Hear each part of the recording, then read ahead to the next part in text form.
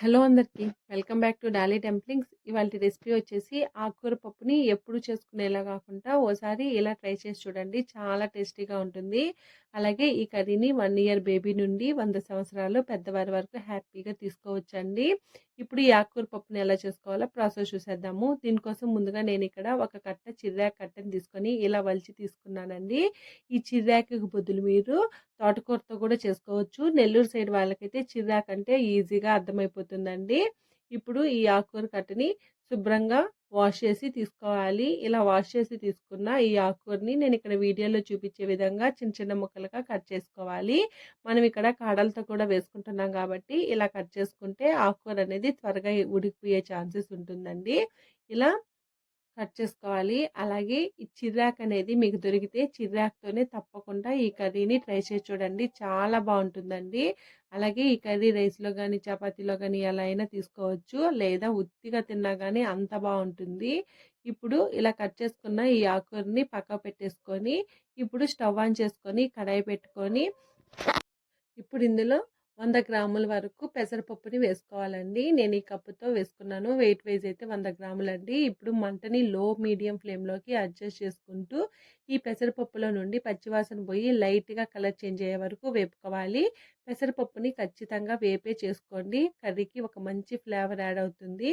చూడండి, ఇలా వేపుకున్న తర్వాత ఈ పప్పుని 2-3 సార్లు వాటర్ని యాడ్ చేసి శుభ్రంగా వాష్ చేసుకొని వాటర్ని వంపేసి ఈ పప్పులో 2 గ్లాసుల వరకు వాటర్ని యాడ్ చేసుకొని మంటని మీడియం ఫ్లేమ్లో ఉంచి మూత పెట్టి పెసరపప్పుని కాస్త 50% పాటు ఉడికించుకోవాలండి. మీరు కుక్కర్లో మాత్రం ఈ పప్పుని అస్సలు వేయొద్దు. ఏదైనా గిన్నెలో మాత్రమే ఉడికించుకోండి. కుక్కర్లో వేసారంటే పప్పు బగడైపోయే ఛాన్సెస్ ఉంటుంది. అలాగే మధ్య మధ్యలో మూత తీసుకుంటూ ఈ పప్పుని మిక్స్ చేసుకుంటూ మంటని మీడియం ఫ్లేమ్లో ఉంచి పప్పుని ఉడికించుకోవాలి. అలాగే పెసరపప్పు ఉడకడానికి ఎక్కువ టైం ఏం పడదండి. చాలా ఈజీగా త్వరగా కుక్ అయిపోతుంది.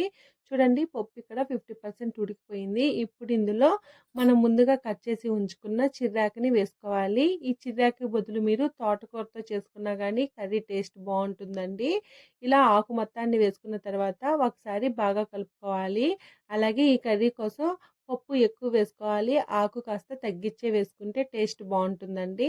ఇప్పుడు ఇలా బాగా మిక్స్ చేసుకొని ఇందులో మీకు అవసరం అనిపిస్తే మాత్రమే వాటర్ని యాడ్ చేయండి. లేదంటే అవసరం లేదండి. నేనైతే ఇక్కడ వాటర్ ఏమీ యాడ్ చేయట్లేదండి. ఒకవేళ మీకు వాటర్ ఏమైనా అవసరమైతే యాడ్ చేసుకోండి. అలాగే ఈ ఆకు కూడా త్వరగా ఉడికిపోతుంది.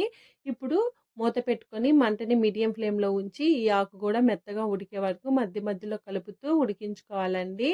అలాగే మీరు మూతను పెట్టడం వల్ల ఆకు త్వరగా ఉడికిపోతుంది. ఇప్పుడు మూత తీసేసుకొని ఆకు ఉడికిందో లేదో ఒకసారి చెక్ చేసుకోవాలి. ఆకు ఉడికినట్లయితేను ఇప్పుడు స్టవ్ ఆఫ్ చేసేసుకొని కాస్త చల్లారిన తర్వాత ఇప్పుడు ఇందులో ఒక 5-6 వెల్లుల్లి రబ్బల్ని వేసుకొని ఇందులోనే ఒక అర టేబుల్ స్పూన్ సాల్ట్ని వేసుకొని పప్పు గుత్తితో ఈ వెల్లుల్లి రెబ్బలు మెత్తగా ఎనుపుకోవాలి. ఇలా వెల్లుల్లి రెబ్బల్ని వేసుకొని పప్పు చేసుకోవడం వల్ల ఒక మంచి ఫ్లేవరు అలాగే కర్రీకి టేస్ట్ యాడ్ అవుతుందండి. తప్పకుండా ఈ కర్రీని ట్రై చేసేయండి మీరు కూడా. ఇలా మెత్తగా వెనుపుకోవాలి. అలాగే వెల్లుల్లి రెబ్బలు కాస్త ఎక్కువే వేసుకోండి, టేస్ట్ బాగుంటుంది. అలాగే సాల్ట్ కాస్త తగ్గించే వేసుకోవాలండి ఈ కర్రీకి.